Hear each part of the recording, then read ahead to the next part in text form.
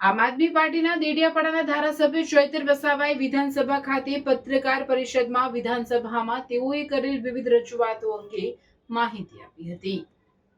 ચૈતર વસાવાએ પોતાની વાત રજૂ કરતા જણાવ્યું હતું કે અમે વિધાનસભા ગૃહ સમક્ષ જણાવ્યું કે જે પણ રોડ નિર્માણના કામો જ્યારે અમારા જંગલના વિસ્તારમાં થતા હોય છે ત્યારે વન વિભાગ દ્વારા અલગ અલગ કારણો બતાવીને એનઓસી આપવામાં આવતી નથી અને રોડના કામકાજને અટકાવી દેવામાં આવે છે। ઘણી જગ્યાએ કોન્ટ્રાક્ટરોના વાહનોને પણ જપ્ત કરવામાં આવેલા છે અને લાખોના દંડ પણ ફટકારવામાં આવ્યા છે। જીતગઢથી જુનારાજ જતો જે રસ્તો છે તેને 2020-21થી મંજૂર કરવામાં આવેલ છે, છતાં પણ તેનું કામ ફોરેસ્ટ વિભાગ દ્વારા કરવા દેવામાં આવતું નથી। માટે અમે ગૃહમાં રજૂઆત કરી કે તાત્કાલિક અસરથી આ કામને શરૂ કરી દેવામાં આવે। જુનારાજ 700 વર્ષ જૂનું એક પૌરાણિક ગામ છે અને આ પર્યટક સ્થળમાં જવા માટે બનતા રોડને વન વિભાગ પરવાનગી આપતું નથી અને 4 વર્ષથી રોડ પેન્ડિંગ છે, તો તેના કામને શરૂ કરવા માટે અમે ગૃહમાં રજૂઆત કરી।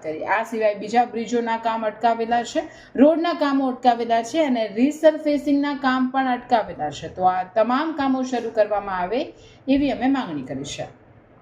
વધુમાં ધારાસભ્ય ચૈતર વસાવાએ જણાવ્યું કે નર્મદા પરિયોજનાનું પાણી કચ્છથી લઈને સમગ્ર સૌરાષ્ટ્રમાં સુજલામ સુફલામ અને સૌની યોજના દ્વારા પહોંચાડવામાં આવે છે, તો આ પાણી નર્મદા જિલ્લા સહિત સમગ્ર આદિવાસી વિસ્તારોમાં સિંચાઈ માટે અને પીવાના પાણી માટે પહોંચાડવામાં આવે એ મુદ્દાની રજૂઆત કરી। ઝરવાણી પાણી પુરવઠા યોજના છેલ્લા 4 વર્ષથી ચાલે છે। 90% રકમની ચૂકવણી થઈ ગઈ છે અને 54 ગામમાં પાણી પૂરું પાડવાની યોજના છે, છતાં આજ દિન સુધી યોજના પૂર્ણ થઈ નથી। માટે યોજનાને સત્વરે પૂર્ણ કરવામાં આવે એ મુદ્દે અમે આજે વાત કરી। કુદરતી આફતોમાં જે પણ આગજન્ય ઘટનાઓ ઘટે છે અને જે લોકોના ઘર બળીને નાશ પામે છે એવા પરિવારોને પણ મુખ્યમંત્રી રાહત ફંડમાંથી સહાય ચૂકવવામાં આવે એ મુદ્દાની માંગ કરી છે। જ્યારે માવઠું આવ્યું ત્યારે ગુજરાત સરકારે 11,000 કરોડના ફંડની જાહેરાત કરી, તેની રકમ ખાતામાં ડાયરેક્ટ જમા થાય છે, તો અમે આજે રજૂઆત કરી છે કે જે પણ ખેડૂત ભાગ્યા ખેતીના ભાગરૂપે ખેડૂતો સાથે મળીને ખેતી કરતા હતા એમને પણ ગુજરાત સરકાર સહાય આપે। સાથે સાથે નર્મદા જિલ્લામાં સિટી સ્કેન, સોનોગ્રાફી, સબવાહિની જેવા સાધનો આજે પણ નથી। Civil hospital, sub district hospital, પ્રાથમિક અને સામૂહિક આરોગ્ય કેન્દ્રમાં પૂરતો સ્ટાફ અને પૂરતા સાધનો ઉપલબ્ધ કરાવવામાં આવે તે મુદ્દે રજૂઆત કરી છે। આ સિવાય અંકલેશ્વરથી દેડિયાપાડા સાગબારા થઈને મહારાષ્ટ્રને જોડતો નેશનલ હાઈવે નંદુરબાર બુરહાનપુર નીકળે છે, ત્યાં કરજણ નદી પર એક પુલ જર્જરિત છે અને 8 થી 10 મહિના પહેલા માર્ગ અને મકાન વિભાગે તેને બંધ કરેલો છે, જેના કારણે વિસ્તારના સામાન્ય લોકોને, ખાસ કરીને ખેડૂતોને ફરીને ગ્રામ્ય રોડમાં થઈને ખરાબ રોડ પરથી પસાર થવું પડે અને નેત્રંગ જવું પડે છે, તો તાત્કાલિક આ પુલનું કામ પૂરું કરવામાં આવે અને પૂરું થાય ત્યાં સુધી ત્યાં એક ડાયવર્ઝન બનાવવામાં આવે। પૂરક માંગણીઓને લઈને જ્યારે મંત્રીશ્રીઓ આવ્યા છે એમાં કુદરતી આફતો અંગે રાહતની પૂરક માંગણી હતી, માર્ગ અને પુલની હતી, કૃષિની હતી, તબીબી જાહેર આરોગ્યની હતી અને નર્મદા જળ સંપત્તિ પાણી પુરવઠાની હતી। ત્યારે સન્માન્ય ગૃહમાં અમે સન્માન્ય ગૃહને પણ ધ્યાનમાં મૂક્યું છે કે જે પણ સડક યોજનાઓ, માનનીય મુખ્યમંત્રી સડક યોજના હોય, પ્રધાનમંત્રી સડક યોજના હોય, જિલ્લા પંચાયત સ્ટેટના રોડ રસ્તા હોય, જ્યારે પણ મંજૂર થાય છે, અમારા જે વિસ્તારો છે એ અંતરિયાળ વિસ્તાર છે, જંગલ વિસ્તાર છે, ત્યારે ફોરેસ્ટ વિભાગ દ્વારા એફસીએની પરવાનગીના નામે, પર્યાવરણની પરવાનગીના નામે એનઓસી આપવામાં નથી આવતી અને રોડ અટકાવી દેવામાં આવે છે। કેટલીક જગ્યાએ કોન્ટ્રાક્ટરોના વાહનોને પણ જપ્ત કરવામાં આવેલા છે અને લાખો રૂપિયાના દંડ ફટકારવામાં આવ્યા છે। જીતગઢથી જુનારાજ જતો રસ્તો છેલ્લા 2020-21થી મંજૂર છે, છતાં એનું કામ આજ દિન સુધી ફોરેસ્ટ વિભાગ દ્વારા કરવા દેવામાં આવતું નથી। એ પણ અમે સન્માન્ય ગૃહમાં રજૂઆત કરી કે તાત્કાલિક અસરથી એ શરૂ કરવામાં આવે। જુનારાજ ગામ એ આજનું ગામ નથી, એ પૌરાણિક ગામ છે, 700 વર્ષથી પણ વધારે જૂનું ગામ છે।